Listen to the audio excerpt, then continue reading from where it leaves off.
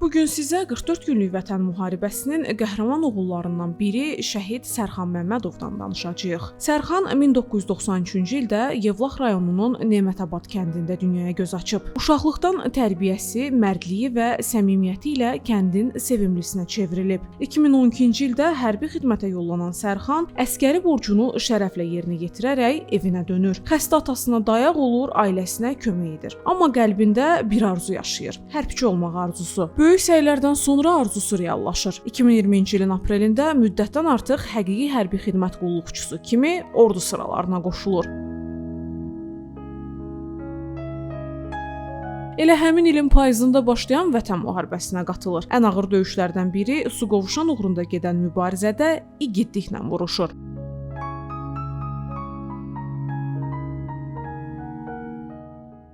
Oktyabrın 13-də ailəsinə zəng edir. Son sözləri isə belə olur.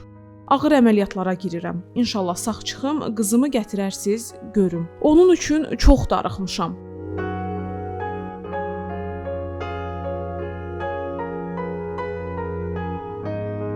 Sərxan Məmmədov Suqovuşan istiqamətində qəhrəmancasına şəhid olur. Onun nəşi 13 gün neytral zonada qalır və yalnız oktyabrın 27-sində doğma torpağa Yevlax rayonunun Şəhidlər xiyabanına gətirilir.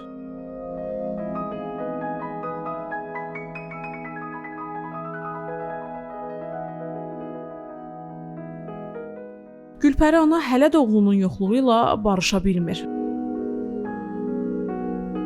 Sərxansız bu yaşamaq deyil. Heç elə bir 5 il keçməyib. 20-ci ildə qalmışam. Heç yaramız sağalmır. Heç yaddan çıxmır, düzdür. Balamla fəxr eləyirəm, qürur duyuram, amma yoxluğuna dözə bilmirəm. Bir də onun balasının suallarına cavab verə bilmirəm. Balasının suallarına heç cavab verə bilmirəm.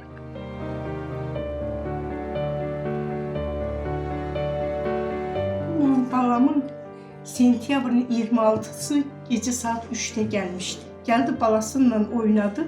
Axırıncı şəkili balamın bu uzandığı yerdə şəklini çəkmişdi. Axırıncı şəkili buydu. Balamın yadigar qaldı belə. Bu yaraşıqlı balam.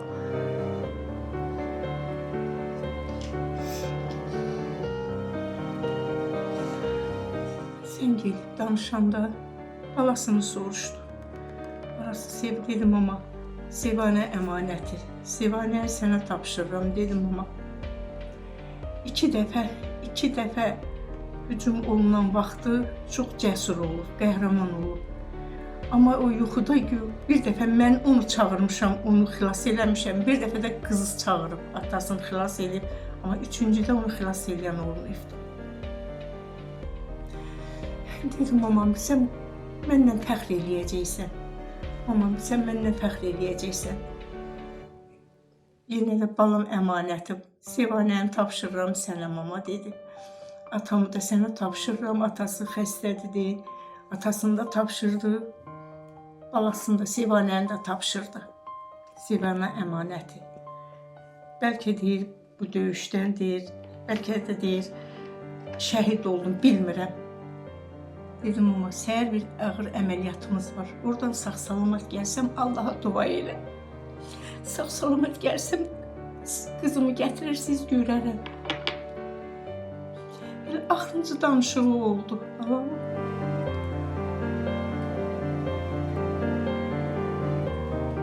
Sərxanın balaca qızı Sevanə isə hələ də atasını gözləyir. Hər ad günündə atam qayıtsın deyə arzu tutur.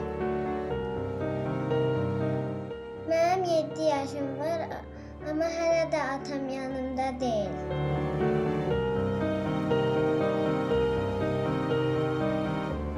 Atamı yuxuda görmüşdüm mən. Necə görmüşdün? Atamla anamla bir yerə getmişdik. Orada atam demişdi ki, balıq tutmağa gedəndə mən səni də götürəcəm.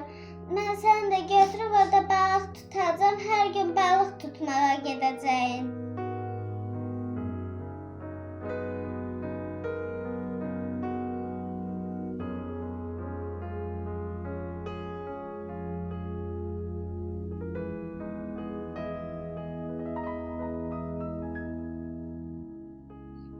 də gəlib üstümü örtmüşdü atam. Qorxuram. Özünün ad günündə ona tort bağlatmışdı. Şamı yandıranda dedi nənə, deyən qoy dilək tutum, sonra deyir şamı yandır, mən üfürüm. Əlinin üzünə tutdu. Dedim Sevanə, nə tutdun? Sonra əlini çəkdi, şamı üfürdü, tortunu kəsdi. Dedim Sevanə, sən nə dilək tutmuşdun? Dedi nənə, dedim görən atam, Sərxan atamla bax gələcək. Dedim məktəbə gedir, hamının atası gəlir, gətirir, şey deyir, dərsdən çıxanda gətirir. Amma onu nənəsi, dayısı, dədəsi gətirir. Onda da atasını arzulayır. Hamının deyir, atası gəlir, deyir, aparır. Mənim atam gəlmir, deyir nənəmə.